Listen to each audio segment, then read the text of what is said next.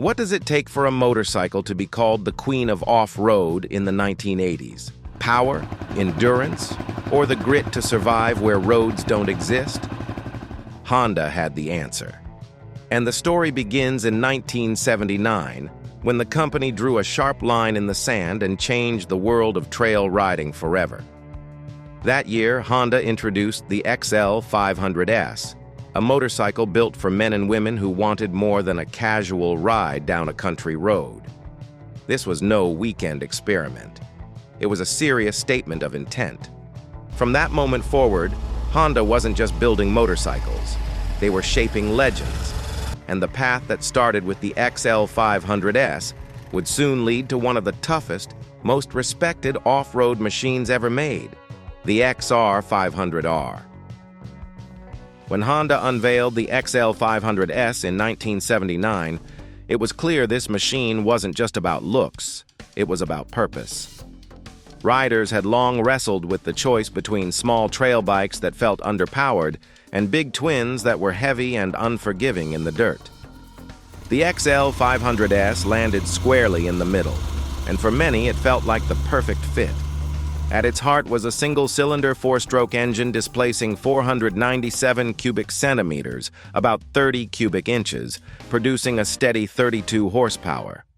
It wasn't a race winner on paper, but the broad torque curve made it feel strong and confident on rough ground.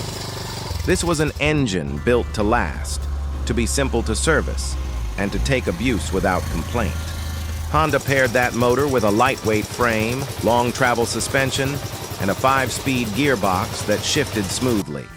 The result was a bike that felt rugged yet approachable.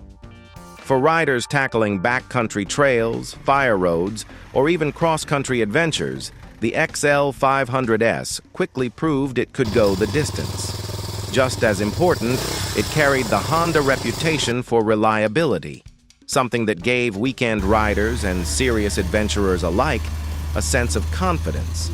By the end of its first season, the XL500S had shown the world that off-road could be tough, practical, and fun all at once. By 1981, Honda wasn't content to rest on the success of the XL500S. The company had proven it could build a reliable trail machine, but riders were asking for more control, more comfort, and more bite when the terrain turned ugly. Honda answered with the XL500R. This new version took everything learned from the first model and sharpened it. The styling was bolder, giving the bike a more aggressive stance that matched its off-road intent. But the real difference came in the way it handled. Honda engineers introduced the ProLink rear suspension system, a breakthrough that allowed the back wheel to soak up punishment without punishing the rider. Combined with revised forks up front, the bike felt steadier, more predictable, and far better equipped for long days on the trail. Improvements didn't stop there. Brakes were upgraded, tires were refined, and the chassis itself felt more solid. The XL500R carried the same rugged single-cylinder engine, but wrapped it in a package that made serious off-road challenges feel less intimidating. For many riders, the XL500R was the moment Honda proved it could build a trail bike that wasn't just practical, it was capable of competing with the best. And from here, the stage was set for something even more daring, the XR500R. With the XL500R proving Honda had the formula, the company decided it was time to go all in. That same year, 1981, Honda unveiled a machine that would break from the pack entirely, the XR500R. This wasn't a trail bike with a tougher attitude. It was a purpose-built off-road warrior, designed to thrive where few motorcycles dared to go. The XR500R still carried the family DNA, but everything about it was sharpened for performance. The engine received a reworked cylinder head, a larger carburetor, and a freer-flowing exhaust. Output climbed to 36 horsepower, but it wasn't just the number, it was the way the power came on. Smooth, strong, and relentless, the single cylinder gave riders the confidence to attack climbs, sand washes, and rocky trails without hesitation. Just as critical was the chassis. Honda developed an all-new steel frame that was lighter yet stronger, cutting weight while improving agility. The suspension was equally advanced, with longer travel up front and a refined ProLink system at the rear. These changes gave the bike the balance of control and comfort riders had been waiting for. The XR500R wasn't built to compromise. It was a motorcycle that demanded respect, rewarding skilled hands with stability and speed over terrain that humbled lesser machines. And soon, it would prove its worth on the harshest stage of all, the Dakar Rally. If there was ever a proving ground for a motorcycle, it was the Dakar Rally. Thousands of miles across deserts, rocks, and blistering heat. Terrain so punishing that even finishing was considered a victory. For Honda, the XR500R was the weapon of choice, and it quickly showed the world what it was made of. In its very first outings, the XR500R demonstrated a rare combination of power and resilience. Riders could push hard through dunes, hammer across rocky plains, and face the relentless sun, yet the bike kept pulling without falter. Its rugged four-stroke engine wasn't just reliable, it thrived under punishment. Where other machines stumbled, the XR pressed forward. The breakthrough came in 1982 when the XR500R climbed onto the Dakar podium. That moment didn't just mark a win for Honda, it marked the arrival of a new standard in endurance racing. Suddenly, this wasn't just a motorcycle for trail riders or weekend adventurers. In the hands of professionals, it was an unbeatable tool, an indomitable machine that could take on the world's harshest rally and come out shining. That podium finish elevated the XR500R into legend.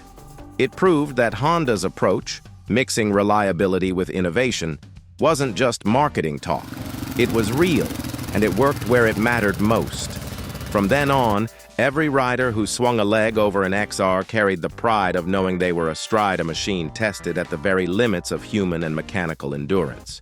Honda wasn't the kind of company to win big and then stand still. The Dakar podium in 1982 proved the XR500R had the muscle, but engineers kept refining the formula year after year. Each season brought changes that made the bike sharper, tougher, and even more dependable. In 1982, the XR gained a more advanced CDI ignition system. It might sound small on paper, but out on the trail it meant cleaner firing, quicker throttle response, and smoother performance when conditions turned nasty. Riders noticed the difference immediately. The following year, 1983, brought a leap forward in safety and control. For the first time, Honda fitted the XR500R with a front disc brake. On steep descents or in the chaos of racing, this upgrade meant braking power riders could actually trust. It was a game changer for extreme terrain. By 1984, Honda's engineers focused on the chassis itself. They trimmed weight, tightened the geometry, and made the bike more compact. The result was a machine that felt livelier, more agile, and easier to handle without sacrificing its brute strength. These steady improvements showed Honda's commitment to progress. The XR500R wasn't just frozen in time. It evolved, staying one step ahead of the competition. And though production would end in 1984, the spirit of constant refinement laid the groundwork for the XR family's future. By 1984, Honda made the decision to end production of the XR500R. For some, it felt too soon. This was a bike that had proven itself on the harshest terrain the world could offer. But Honda wasn't walking away. They were building the next chapter. Out of the XR500R's blueprint came the XR600R, a bigger, stronger machine that carried forward everything riders loved about its predecessor. With more displacement, more torque, and even greater durability, the XR600R quickly became a powerhouse on trails and in competition. A few years later, the XR650R pushed the envelope even further, cementing the XR name as a global benchmark for off-road dominance. These successors didn't just inherit the XR500R's DNA, they perfected it. They carried the torch into Dakar and other endurance events, where victories piled up and reputations grew. Riders around the world knew that if you wanted a motorcycle that could take you deep into the unknown and still bring you back, you looked for those two letters, XR. The XR500R may have bowed out after only a few short years, but its impact stretched far beyond its production run. It laid the foundation for a dynasty of off-road motorcycles that defined Honda's reputation for ruggedness, reliability, and unshakable performance. And for the riders who lived it, the XR500R was the spark that lit the fire. Though its production run was brief, the XR500R left behind a legacy that far outlived the motorcycle itself. For trail riders, desert racers, and weekend adventurers, it became more than just a machine. It was a benchmark. It showed that a motorcycle could be simple, rugged, and utterly dependable, while still delivering the thrill and freedom that only off-road riding can provide. Collectors today still seek out the XR500R, not just for its rarity, but for what it represents. Its design is honest and unpretentious. Robust lines, no unnecessary frills, and a stance that says it's ready for work. In an era where modern motorcycles are loaded with electronics, sensors, and endless rider aids, the XR500R feels refreshingly pure. Kick it over, hear that single thump to life, and you're instantly reminded of what riding used to be. Its reputation was built not only on Dakar victories or engineering specs, but on the thousands of riders who trusted it to carry them into the backcountry and bring them safely home. That trust became part of the XR legend. It's why the XR name still resonates today, decades later. The XR500R remains a timeless symbol of authenticity. It's a reminder that sometimes the simplest tools are the strongest, and that a motorcycle doesn't need flash or gadgets to earn respect. It just needs to endure. How about you? Do you remember riding an XR, maybe the 500, the 600, or even the mighty 650? Share your memories in the comments. We'd love to hear your story. Like this video if it brought one back, and subscribe to join us on the next ride through America's motorcycle history.